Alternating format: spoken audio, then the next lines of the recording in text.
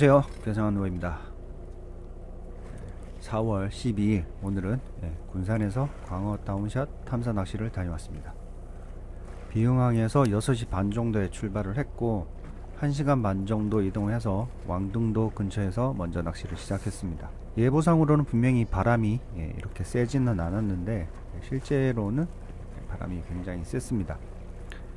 그리고 물때가 산물이라 물이 잘 안가서 선장님이 배를 흘려서 약한 조류 대신에 낚시를 했습니다. 아침에는 해무도 많이 끼고 날씨도 쌀쌀해서 여러가지 조건이 좋은 편은 아니었습니다. 그래도 첫 포인트에서 선수 쪽에서 한두 마리, 선미 쪽에서 한두 마리 정도 나오기는 했습니다. 왕등도 근처를 계속 이동하면서 낚시를 했지만 바람 때문에 굉장히 낚시가 힘들고 고기는 잘 나오지 않았습니다. 먼저 잡으신 조사님들이 쓰는 웜 컬러를 확인해 보니까 핑크, 멸치, 그 다음에 모토 오일 등 특별히 한 컬러가 더 좋은 건 아니었고 그냥 골고루 나오는 느낌이었습니다. 봉돌은 30호, 40호 사용을 했고 단차는 대부분 60에서 70 기본 단차 주고 하셨습니다. 그렇게 몇 마리 잡고 바람 때문에 결국 말도 근처로 이동을 해서 바람을 좀 피하면서 낚시를 해보기로 하였습니다. 저는 첫 포인트에서는 입질도 못 받았습니다. 같이 간 일행은 작은 광어 한 마리와 작은 사이즈의 우럭을 잡았습니다. 우선 도착한 말도 근처는 확실히 바람은 약했습니다. 하지만 여전히 물이 약해서 돛을 펴고 바람을 이용해서 낚시를 하였습니다. 그렇게 배에서 가끔 한두 분이 고기를 잡기는 했습니다만 저는 거의 5시간 정도가 지나서야 지루함이 하늘을 찌를 때쯤 강력한 입질 한 번을 받았습니다.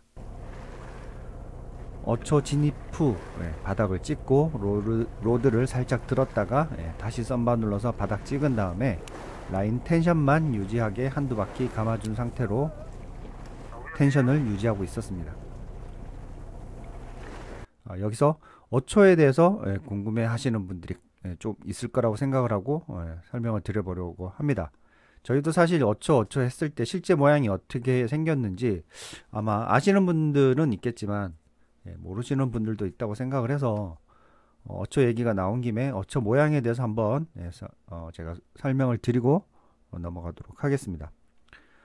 대부분 어초라고 하면 무슨 큰 바위 덩어리라든지 이 좀 면적이 넓은 그런 어떤 구조물을 생각을 하시는데 사실 서해에 설치된 어초를 보시면은 지금처럼 모양도 사각형에서부터 피라미드 형태까지 다양하고 높이도 뭐 2m, 4m, 10m가 넘는 어초도 있다고 합니다. 이렇게 기본적으로 어초라는 게 저희가 생각하던 그런 평평한 면이 많은 게 아니고 이렇게 선형 구조로 되어 있습니다. 그러니까 즉 뼈대가 있고 가운데는 이렇게 비어 있는 모서리들만 이렇게 구조가 형성되어 있는 이런 선형 구조를 하고 있습니다. 그래서 가끔 바닥을 찍자마자 어초에 진입해서 바닥을 찍고 확인을 하자마자 걸릴 때 있으시죠. 그게 바로 저렇게 생긴 어초에 구멍으로 쏙 채비가 들어갔을 때일 겁니다. 그래서 나는 바닥이구나 생각을 하지만 사실은 구멍으로 들어간 거라 한두 바퀴 그냥 바닥에서 살짝 띄웠다고 생각을 하고 있을 때 바로 이게 배가 지나가면서 그 어초 측면 구조물에 바로 걸려버리는 거죠.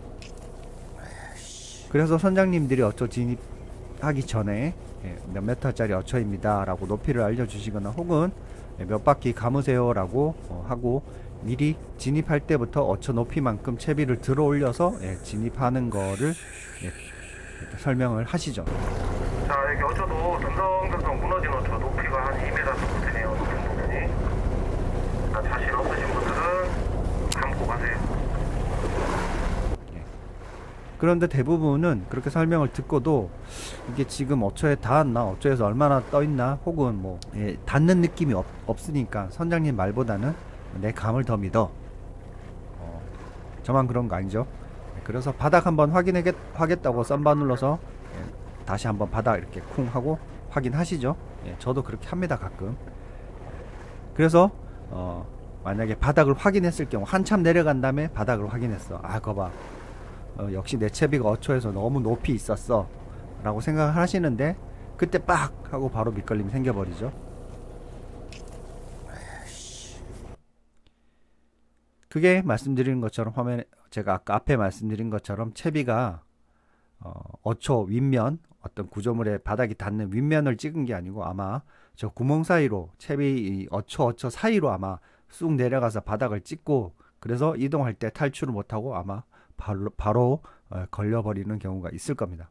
그래서 낚시를 하실 때는 제가 지금 보여드린 이런 다양한 어떤, 그래서 낚시를 하시실 때는 제가 지금 보여드리면서 다양한 어떤 낚시를 하시면 아마 조금 더 머릿속으로 상상을 하시면서 시뮬레이션을 하실 때 낚시를 하시면 때 도움이 되지 조금 더 뭔가 생각을 하고 시뮬레이션을 할 때 살짝 설명을 하실 때 도움이.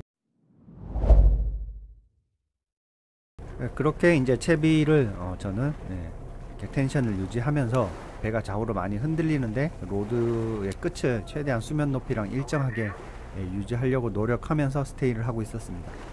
그때 갑자기 떵 하는 입질이 엄청 세게 왔습니다. 아주 짧은 순간 찰나지만 어초에 걸렸나 라고 생각을 했습니다. 그래도 일단 로드를 쭉 뽑아 올려서 챔질을 해준 다음에 한두 바퀴 감아서 고기가 치는 걸 느끼고 나서야 광어라고 직감을 했습니다.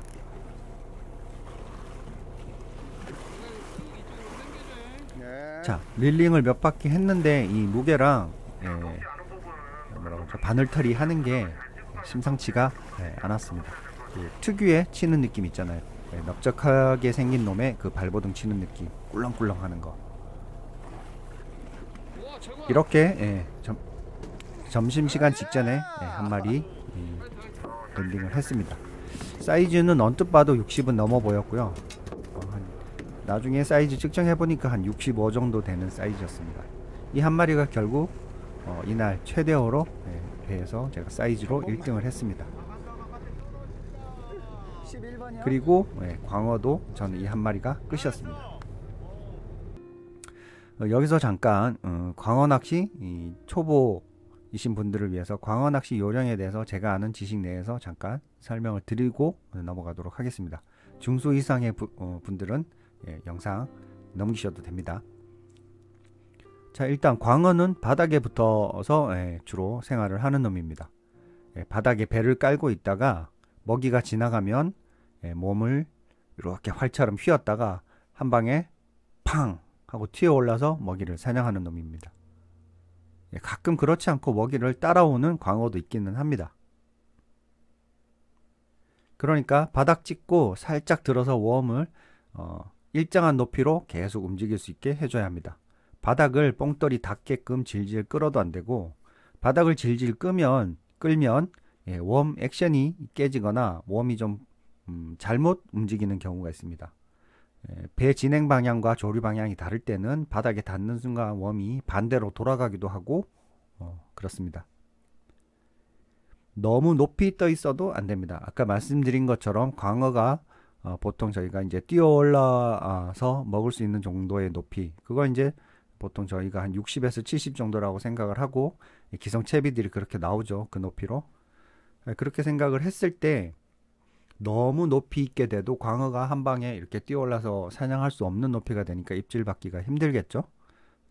그렇다고 실제 60이나 70cm 높이의 웜이 있는 건 아닙니다. 바닥에서 배가 움직이거나 조류가 있으니까 채비가 수직으로 있지 않고 사선을 그리기 때문에 광어 눈높이에서 볼 때는 이게 사선을 많이 그리게 되면은 뭐 20-30cm, 사선을 조금 적게 그린다고 하더라도 40-50cm 정도의 높이도 될 수 있습니다. 그래서 그날 조류의 흐름, 세기 등을 파악을 하셔서 웜 높이를 수정해 주시는 것이 좋습니다. 그리고 저는 또 실제로 입질이 없거나 또 숏바이트가 나거나 입질이 약할 때는 단차를 30cm까지 혹은 20cm까지 내려서 낚시를 할 때도 있습니다. 광어가 먹기 좋게 힘 안 들이고 먹을 수 있게끔 유도를 하는 거죠. 그렇게 해서 이제 다른 분들이 전혀 못 잡으실 때도 뭐 4-5마리 이렇게 잡은 적도 있습니다. 물론 다 그런 건 아니지만, 근데 하지만 확실히 단차를 내리면 바이트 빈도는 높아집니다. 대신에 사이즈 선별력은 좀 떨어지는 것 같습니다. 여기서 중요한 건 바닥에서 일정한 높이로 유지를 해주는 것인데, 바다 지형이 전부 수평은 아니기 때문에 수시로 바닥을 확인해 줘야 됩니다. 살짝 들고 있으라고 했다고 계속 그 상태로 유지를 하게 되면 살짝 들었는데 그 다음에 바로 바다 수심이 또 이렇게 뭐라 그러죠, 뭐 골장처럼 이렇게 갑자기 깊어지는 데가 나올 수도 있고, 또 혹은 뭐 바로 또 큰 구조물이나 바위가 나올 수도 있고 둔덕이 있을 수도 있고, 그래서 높이가 다시 높아질 수도 있고, 그렇기 때문에 자주자주 바닥을 확인해 주시는 것이 좋고, 그리고 최대한 일정한 높이로 웜이 계속 지나갈 수 있게끔, 그래서 광어가 사냥할 수 있는 시간을 주는 게 키포인트입니다.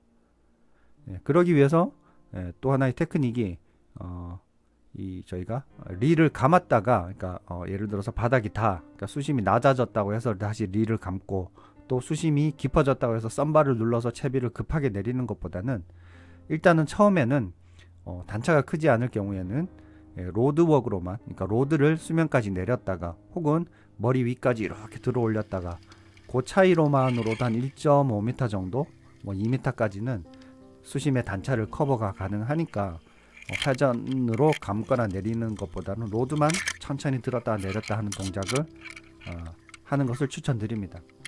그렇게 해서도 바닥이 안 닿거나 그럴 경우에는 빠르게 뭐 감거나 혹은 썬바를 눌러서 내려주는 것을 추천드리고요.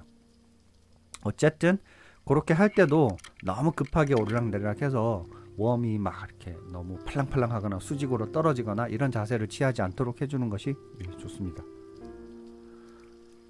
또 한 가지 팁은 배가 파도 때문에 혹은 너울 때문에 좌우로 이렇게 흔들리는데, 그럴 땐 저희 로드를 이렇게 꽉 쥐고 있으면은 제 몸이 앞뒤로 움직이기 때문에 그만큼 로드도 이렇게 들렸다가 내렸다가 하는 거죠. 그럼 물속에서 봤을 때 광어가, 물고기가 보는 입장에서는 이 웜이 내려왔다가 위로 확 올라갔다가 이 계속 위아래로 움직이기 때문에, 아까 말씀드린 것처럼 계속 이렇게 따라와서 먹는 고기 같은 경우에는 그렇게 리액션 바이트라든지 움직이는 것들도 사용을 하겠지만, 광어 같은 경우에는 이렇게 도약, 도움 닫기 없이, 그러니까 바로 웅크린 상태에서 도약을 해야 되기 때문에 최대한 자기가 뭐 이렇게 카운트를 해서 이렇게 딱 지나갈 때 자기가 잡은 타이밍이 있잖아요. 그 타이밍에 딱 덮칠 수 있으려면 어쨌든 웜이 좀 일정하게 지나가고 약간 스테이하는 시간도 주는 게 그래도 광어가 사냥하기에 훨씬 더 좋습니다. 그래서 내 몸이 자이로스코프를 장착한 것처럼 배 움직임에 맞춰서 팔을 이렇게 움직여줘서 뭐랄까요, 이 왼쪽 내 앞쪽으로 이렇게 기울어질 때는 채비를 좀 들어주고, 또 반대편으로 기울어질 때는 로드를 내리고, 그래서 배 움직임에 반대로 손을 오르락 내리락 해서 채비는 바닥에서 일정하게 유지될 수 있게끔 해주는 것이 좋습니다. 그리고 마지막으로 최대한 광어가 바이트, 물고기가 이 채비를 내 채비를 먹을 때까지 내 채비가 물속에 오래 있는 게 당연히 좋겠죠. 물 밖에 있는 것보다는. 무슨 말인가 하면, 첫째는 선장님이 삑 하기 전에 엔진 소리가 좀 작아지고 속도가 줄어든다 싶으면은 포인트에 도착했구나 생각을 하고 채비를 내릴 준비를 해야 한다는 겁니다. 이게 생각보다 많은 분들이 배 멈추고 나서 그때서야 낚싯대 빼고 채비 잡고 내릴 준비하느라 삑소리 한참 후에 채비를 내리시는 분들이 의외로 많습니다. 습관적으로 좀 그렇게 하시는 분이 있는 것 같아요. 가끔 뭐 저도 그렇지만 어쨌든 다른 일을 하다가 보면 그 타이밍을 놓치는 경우도 있는데, 그게 아니고 좀 미리 대비를 안 하고 있고 늘 그냥 습관이 그렇게 되어 있으신 분들이 있는 거죠. 어쨌든 채비를 늦게 내려서 내가 잡을 확률이 떨어지는 문제도 있지만, 옆 사람과 동시에 내리지 않으면 채비가 엉킬 확률도 높아집니다. 그렇게 또 채비가 엉키면 그거 푼다고 시간 다 보내는 거죠. 그만큼 내가 잡을 시간은 점점 줄어드는 겁니다. 그리고 한 가지 더, 엉킨 채비는 만약에 내 쪽으로 회수했다 그러면 그거 풀 생각하지 마시고 내 채비를 잘라내는 게 좋습니다. 간단하게 풀 수 있을 때는 푸는 게 맞겠지만, 그렇지 않을 경우에는 예를 들어서 상대방 채비가 봉돌까지 다 내 쪽으로 올라와 있는 경우에는 내 채비는 물속에 있고, 그럴 때는 상대방 채비를 통으로 전체적으로 바늘이랑 웜을 다 이렇게 연결되어 있는 상태로 그냥 잘라서 나중에 건네주시는 게 좋고, 상대방 채비가 물속에 있고 내 채비가 올라와 있는 경우에는 그냥 내 채비를 어디든 그냥 빨리 잘라내서 그 상대편 옆에 계신 다른 조사님 채비는 빨리 회수할 수 있게 해주시고 내 채비는 그냥 통으로 빨리 교체를 하는 게 좋습니다. 그래서 우리가 채비를 많이 준비해 가잖아요. 채비 아까운 것보다 뭐 저희가 여러 가지 경비를 생각을 했을 때 포인트에서 낚시를 못하는 게 더 아깝다고 생각을 하셔야 됩니다. 그리고 내가 채비하고 있는 시간에 남들이 그 잡으면 만약에 남들이 잡을 때 그 조급함 다 아시죠? 저만 그런 거 아니죠?